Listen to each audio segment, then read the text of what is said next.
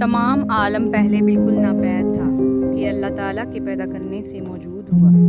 عقیدہ اللہ تعالیٰ ایک ہے، وہ کسی کا محتاج نہیں، نہ اس نے کسی کو جنا نہ وہ کسی سے جنا گیا،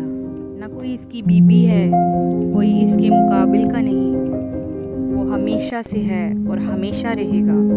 کوئی چیز اس کے مثل نہیں، وہ سب سے نرالا ہے، وہ زندہ ہے، وہ ہر چیز پر قادر ہے۔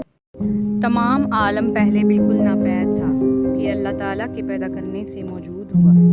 عقیدہ اللہ تعالیٰ ایک ہے، وہ کسی کا محتاج نہیں، نہ اس نے کسی کو جنا نہ وہ کسی سے جنا گیا، نہ کوئی اس کی بیوی ہے، کوئی اس کے مقابل کا نہیں، وہ ہمیشہ سے ہے اور ہمیشہ رہے گا، کوئی چیز اس کے مثل نہیں، وہ سب سے نرالا ہے، وہ زندہ ہے، وہ ہر چیز پر قادر ہے۔